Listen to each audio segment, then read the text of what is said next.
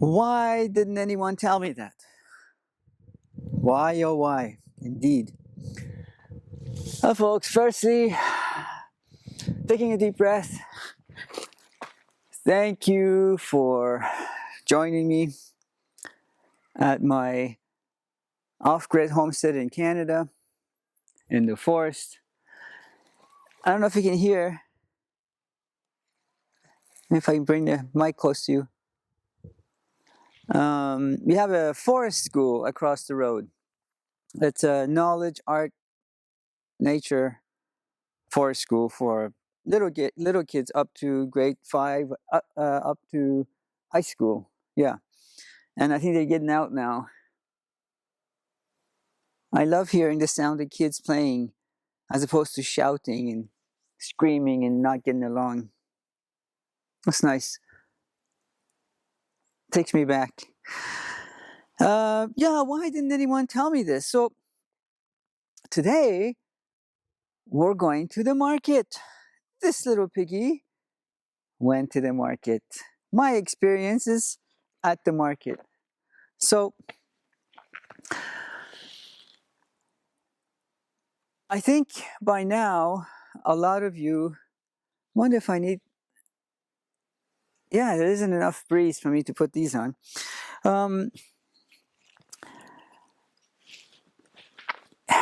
There's this romantic notion, pictures, or you might have seen on social media, but even I, who don't have social media footprint, I've seen pictures of people at the market. You know, everyone's been to the market, farmers market, crafts market, craft shows,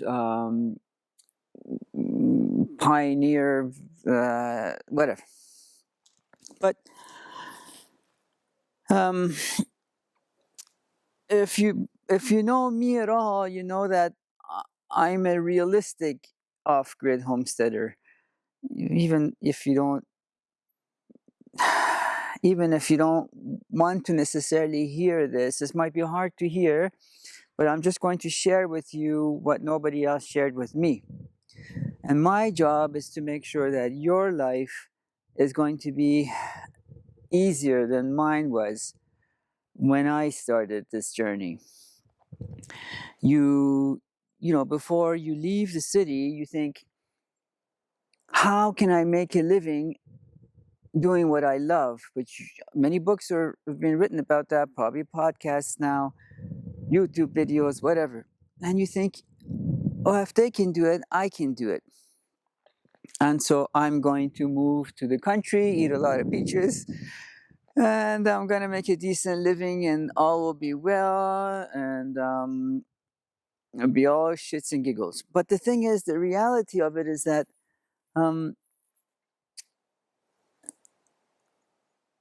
going to the market is a very difficult thing for a lot of people. And I will tell you why you don't hear from them, and instead you hear about the success stories, if you can call them that. But let's see, maybe you can tell me what it is that you think you're good at and you want to sell once you move into the country to either live on completely, or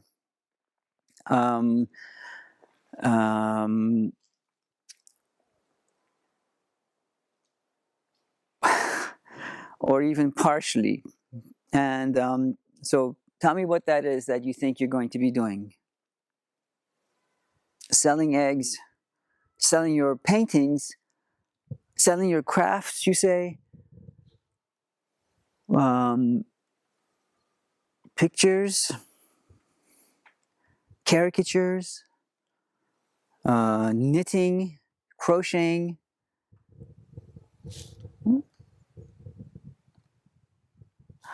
I heard a bird. Grouse. But the thing is that, folks, vegetables, that's the biggest thing that I think you've seen at the vegetable markets, at the stands. Let's not forget them. The thing is that I've tried many of those, and I've seen the pictures, how glorified people make them look like, and so easy and beautiful and pretty and organized, and maybe even there's a customer at your stand just about to purchase something, and as the picture is taken, I'm not suggesting that these are staged. Um, just checking to see if my mic is on. And I'll just come over and check the mic. I should have checked this, but you see, this is what happens when you come to. No, it seems to be on. I just can't see it here. So this is what happens when you see these pictures and you think, you know what, I can do it too, and you may be able to do it. It's just, I'm not saying that don't count on it at all. I'm just saying that just hear me out, and then that way you've left some possibility that it may not work out. So but before we go to your stand, whatever it is you do, vegetables, let's just talk about vegetables, because a lot of people sell that at every market. It's a farmer's market kind of thing, and you have that. So let's look at your vegetables. And then this just applies to your cheese or smoked meat or any chickens that you might sell, or ham, whatever. But we'll just go with vegetables, and then you can it's interchangeable. We can put in, you can exchange it for whatever else that you're interested in doing.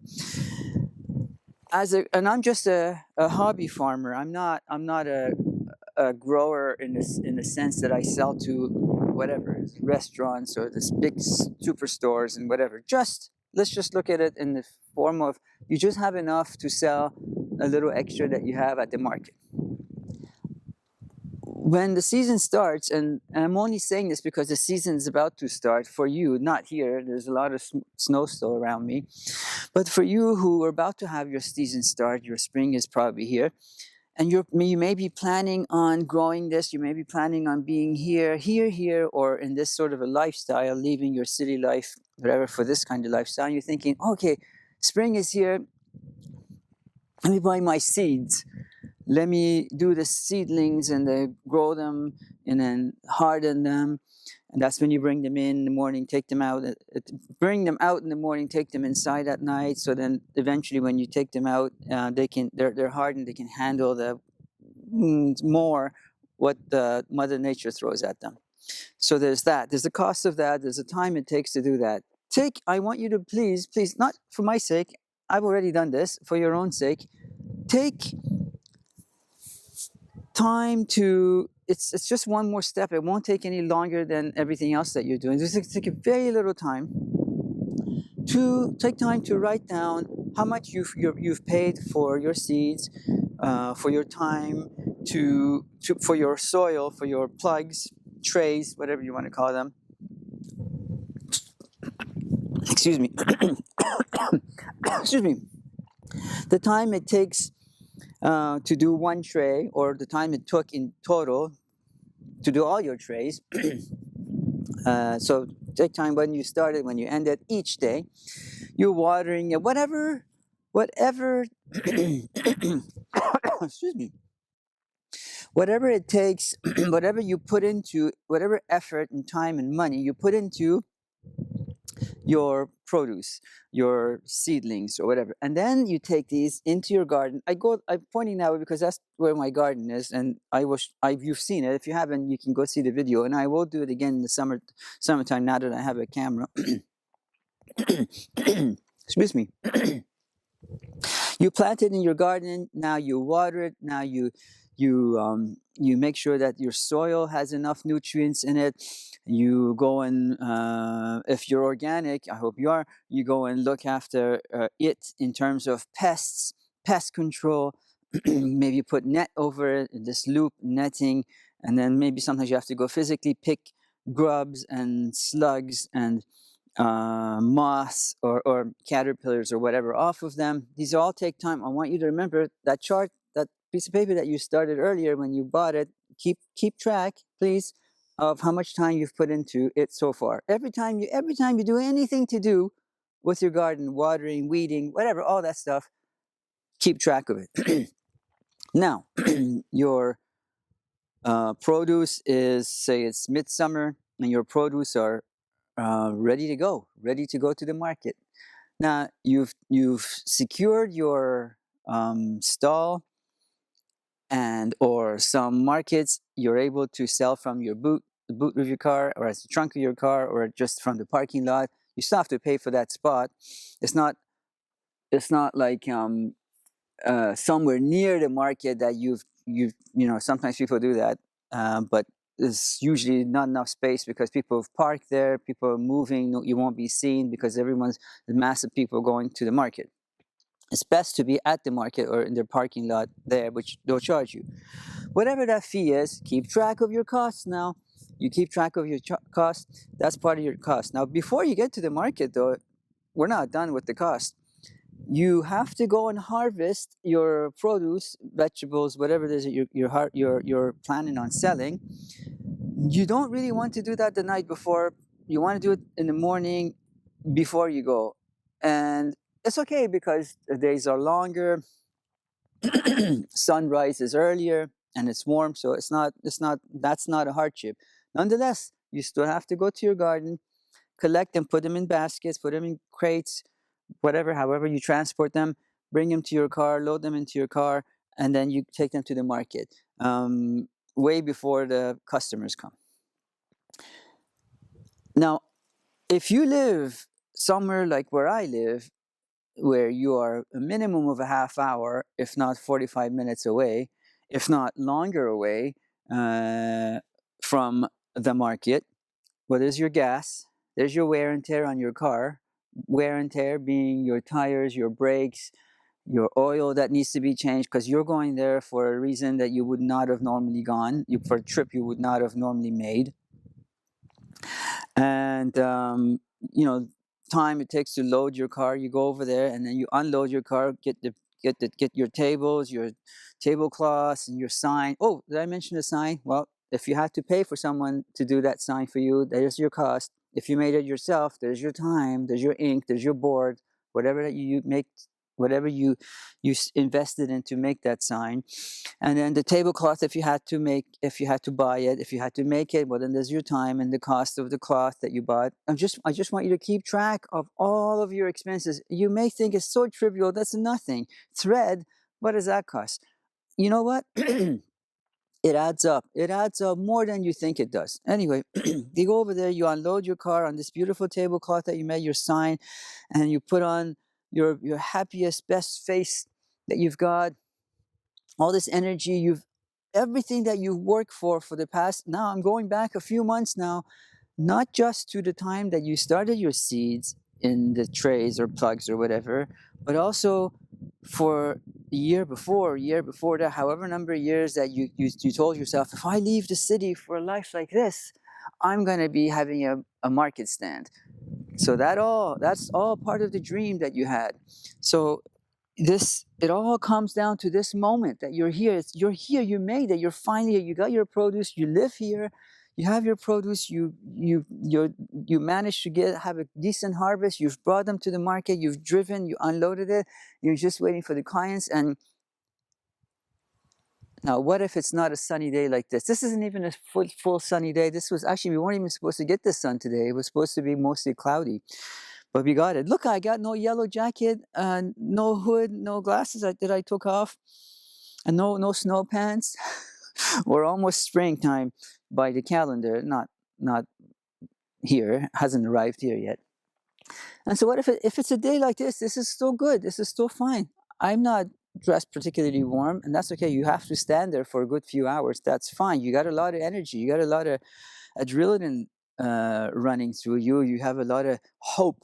That'll heat you up pretty good. You have your thermos, you have your breakfast, whatever, and you chit-chatting with people, seeing some happy faces. Nobody goes to the market all miserable. It's like going to an antique market being all miserable. I'm sure there are people like that, but nobody goes there because they have to. It's an outing. So you're in a good mood. They're in a good mood. You're in a good mood. Everyone's in a good mood, and it feeds off of each other.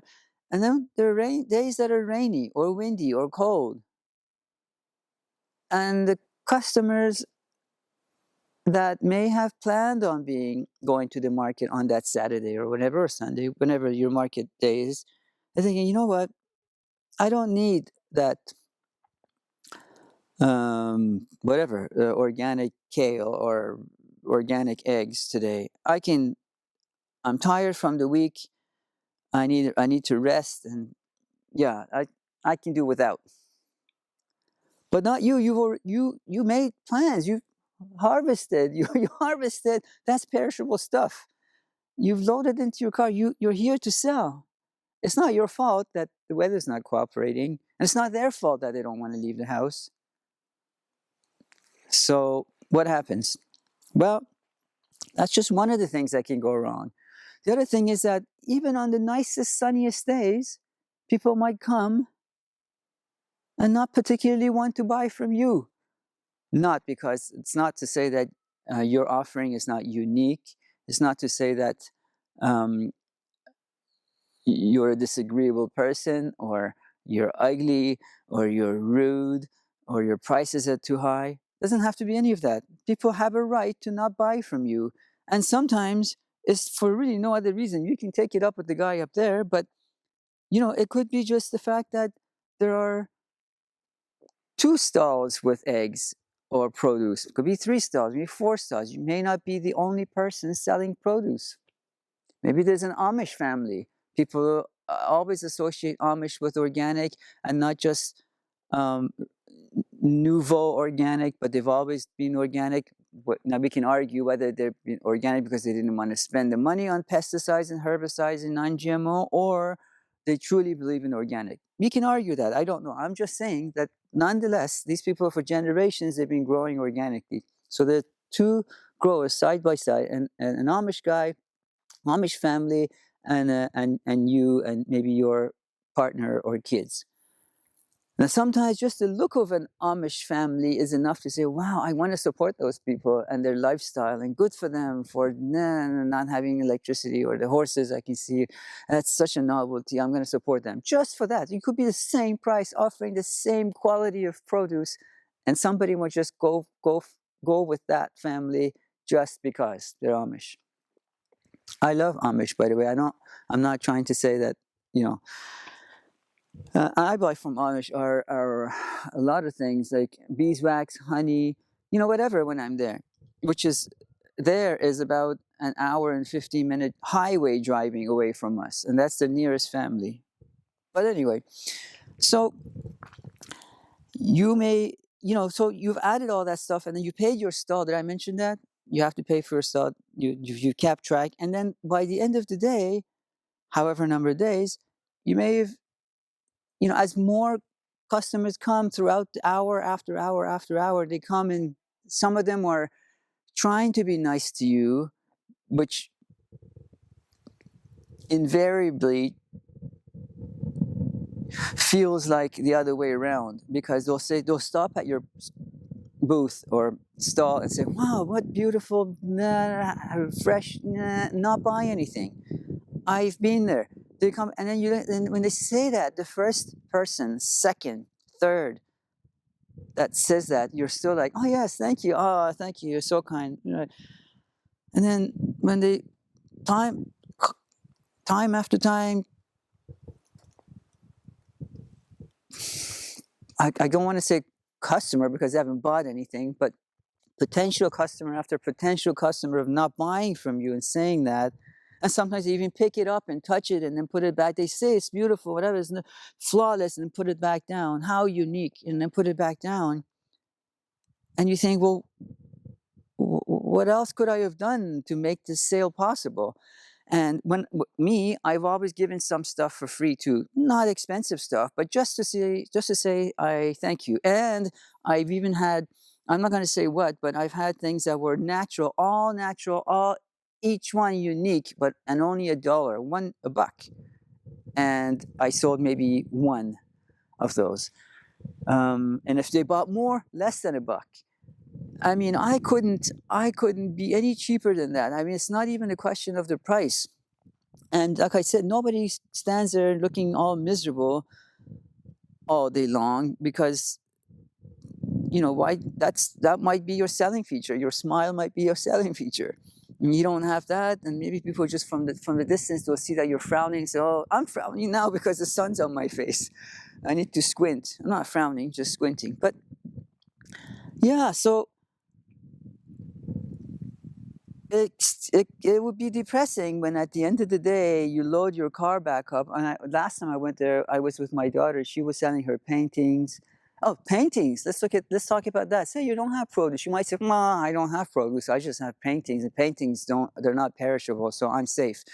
Oh yeah, okay, I'll put it to you. She had won prizes. She was um, commissioned by this lady from in San Francisco to do drawings for her. And people from artists have commissioned her to do for my daughter to do work paintings for them.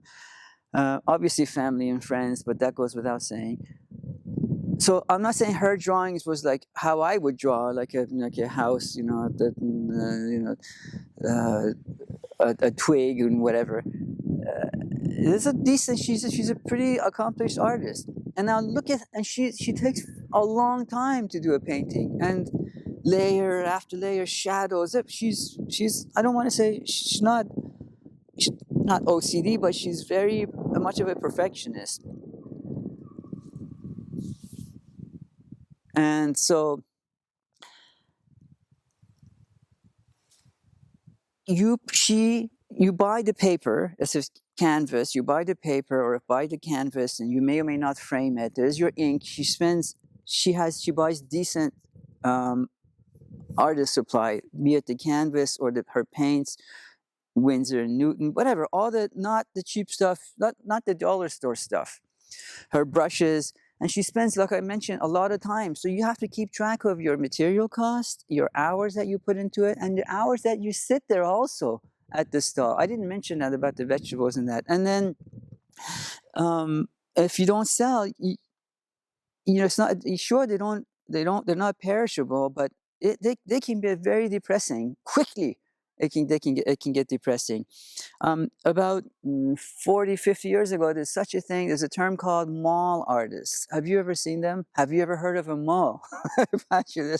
Mall artists or mall artist paintings were paintings that some decent artists would do in like half an hour. An entire 2 by 3 foot canvas in half an hour. They would just put it on, and if it was abstract, you can just slap it on.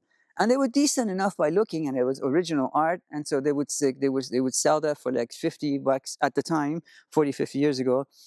But because they didn't put hardly any time into it, and the material, the paint and all that stuff was like cheap stuff, nobody cared, and because somebody just wanted to buy an original artwork. And they would even sign it for you, and like $50 for original artwork, that's amazing. But it was something that the guy could whip together in no time, and it would just pass. If you look really closely, and you wouldn't think it would be something that I would do. I've painted stuff, and I paint fast, sketch fast. I do whatever, that kind of stuff fast. One reason is because I don't have patience. Another reason is because I have so much in my head that I want to get down on paper, and so before I forget down, before the next wave of thoughts come down, I want to get it on the paper, and it sure looks like that, and I don't mind it. I love it myself. Not to sound whatever, but what the word I'm looking for. But I love my own paintings because they have a lot of movement. When I do something that fast, sketches or whatever happens to you, oil on board, whatever, I do it so fast, and you can see the movement in it. I haven't tried to cheat anyone by making something look like something else. You can tell the difference when something. I mean, I'm sure there are a lot of artists throughout history that have painted fast. Was it Vermeer? Anyway, one of these painters that were so prolific, they had something like, I don't know, 500 paintings, whatever, or more throughout this. They could do like 2 a day. Whereas it might take you or my daughter one a week, one a month to do. How do you put a price on something like that when you go to a stand and nobody even wants to buy it, regardless of what you're asking? My point is that I want you to not think that you can possibly get rich off of this once a week, like make enough money to sustain you for the rest of that week that you're not at the market, or even make enough to even get back. For me, there was by the time the wear and tear. I sold on that last time, like I said, with my daughter a few years ago when we were at the market. I think I sold something like $40 or so. One was to a friend, a bench, like a whimsical bench that I'd made, and another one may have been a sympathy purchase by two young ladies. It was a plant, an aloe vera plant, like $5, and maybe I sold a hook or two. Anyway, it came to about $40-50. That barely made for my gas leaving the house, going there and coming back. Now, like I said, it's depressing in the car coming back. You're not talking at all. Now, no one, if it's just you, obviously you're not talking to yourself, but you are thinking. But if you were other people are thinking, why didn't I sell? Why didn't I sell more? Why didn't I sell everything? How did I even not break even? And then you think that's the worst of it. It's not. When you come home, you have to empty your car. With each item that you remove from your car that was not sold, and you look at it and you examine it and you say, what was wrong with this? Not the price, it was unique. I was the only stand that had offerings like that, not even like similar to it. What I mean is, if you go to a market, you see many ladies. I say ladies because they're mostly ladies, but I don't mean to be, stereotyping. The crochet, doilies and the knitting and whatever, socks, whatever. And there are just as many of those as you'll see produce stalls or jewelry. Jewelry could be different, but I mean, the knitting thing is very similar to me. In my eye, I know some of you yelling at me saying knitting and crocheting, that's very unique. No two is the same. I know, but to a lot of people like me, they look all the same. You know what I mean? And it's not something it's not something that I can, socks I can put on. And then this like a sort of a trivet looking thing, and that just gets crusty and cruddy and dirty. And how often do people wash their oven mitts? And it's just not. And if it's so nice, do you even use it? You let it hang there and it collects dust and grime, and then after a while it just fades and you just throw it out, kind of thing, right? I had useful stuff that people could use every day, and it was natural. So if it ever breaks or breaks down, you just leave it in the forest or in the side of the road, and it'll go back into soil, that kind of thing. So just look, as I always say, don't let your reality check bounce. Just don't assume that you're going to make so much money. It should be one of many things, many ways that you plan on earning a living when you come out here or when you go out to live in the country. It's never guaranteed. The only people that I've seen, I mean, some food items I've seen their lineups, but then that's also subjective too, because, some could be an Asian thing, but then there could be two Asian stands, they may be competing. And then I think the best way to know that you're going to sell out and you're going to be happy at the end of the day is if you already have clients. This is ideally, you'll have a lineup of people outside of your house and just knocking on your door, pounding the door down and saying, please open the door, we want to buy your whatever that you're selling. And so, I hear that's either a tractor, I don't know if you can hear it, or a tanker with maple water going to the processing plant to get reduced to maple syrup, which I mentioned before. I think that's the other thing. If that's what you're doing, maple syrup, there are many trees that you have to tap into, And then some people are now cheating, not cheating, but it's not like buckets anymore. They have lines running through them. It's almost like going to a hospital. Everyone's on plugged into something. It's like that. And it's sucking the life out of the maple trees, and then they have to boil it down. I think the ratio is 40 to 1. So they have to boil it down, to reduce it by so much to get that thick syrup that you see in your jar or container that you buy. So and then it takes a lot of energy, which is what people don't think about. A lot of energy, like be it natural gas, propane, or firewood, whatever, to boil that over and over and over again. You can't really go away either because it can boil over, and then it'll be like glue on top of whatever stove or you have. And it's happened. I've heard that someone here in my neighborhood about 1,000 feet away from me, and it's hell getting that gunk, thick glue off of your stove. And then you bottle it, and then you go to sell it, and then some people might not like your food. There might be health things associated with it, and then you might get maybe sued for it. It's just so complicated. Honestly, I wouldn't even, unless you have people that clients, like I was saying, that that they love you and you love them, and they're very dedicated to you, very loyal to you, very whatever. Market, yeah, go there and say, yes, today I'm going to be at the market, so you don't have to drive all the way to my house to pick up your stuff. Come to the market, and then maybe you'll find another client or two by being at the market. But to think you're going to the market to have enough money to sustain you for a week, I mean, even for a day, all of that work, I don't know. I honestly, I want you to re-examine that. These are well, the reason why you don't see them on Instagrams or whatever, you see people happy people selling, there's money, that might be staged. It may not be, but it might be. There's a 50% chance that picture was staged. Have you ever heard of the phrase "history was written by the winner"? Not the winner. What's the word I'm looking for? History was written by the victor, right?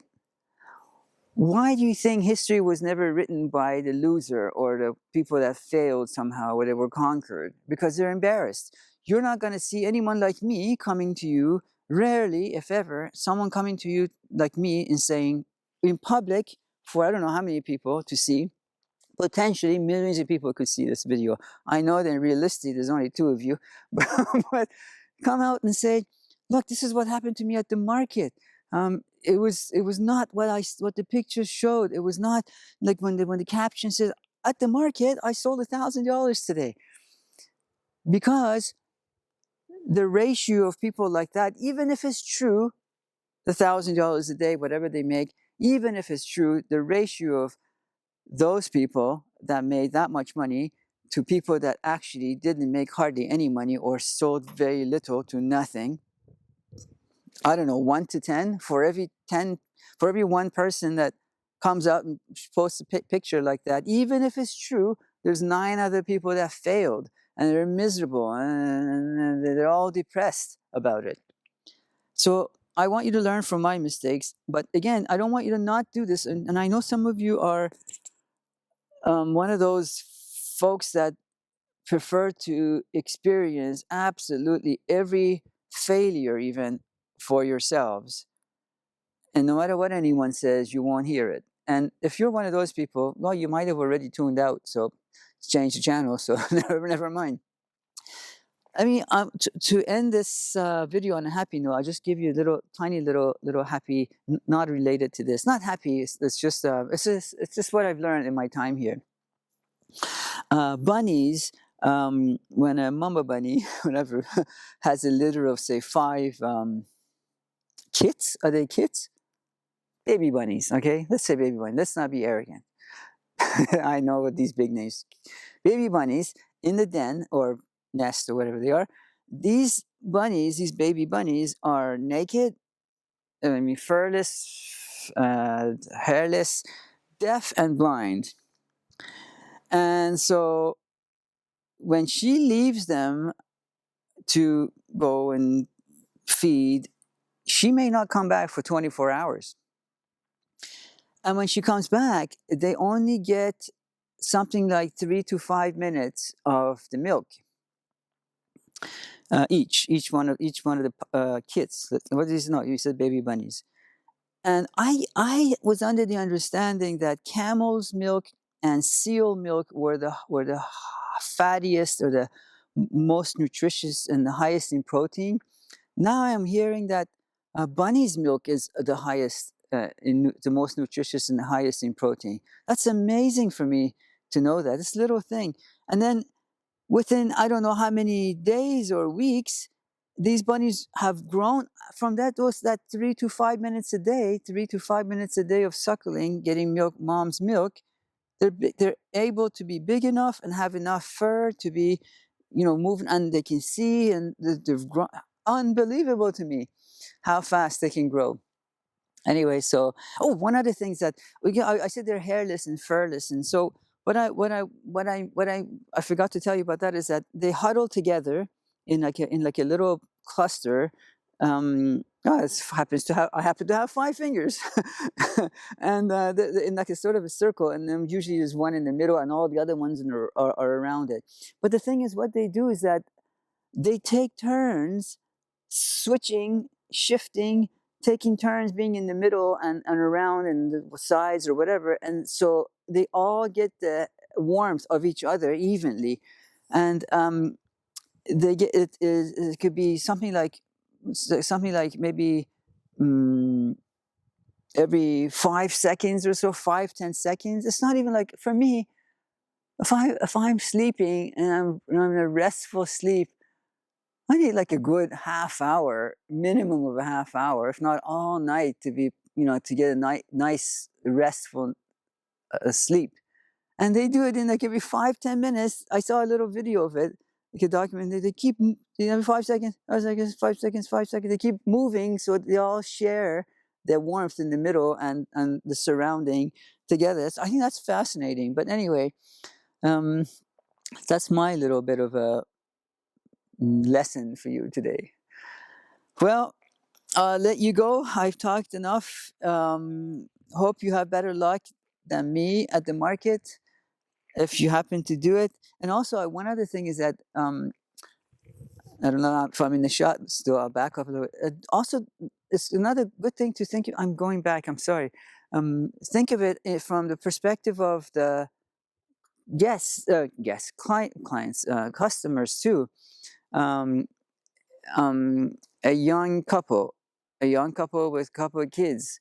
They may not have a lot of money, and you may believe that your produce or products or whatever you're selling is worth a lot of money, for instance, whatever a lot of money is, whatever a decent amount of, whatever you believe that it should be worth. If a painting is supposed to be, you think it's worth $150 because of the time you put into it, or your bunch of kale you think is worth, I don't know, 5-10, your organic kale is worth $5-10, whatever, right? They may not think that. They may think, oh my God, I can get that from the whatever store for half the price. Sure, they're not organic, but whatever.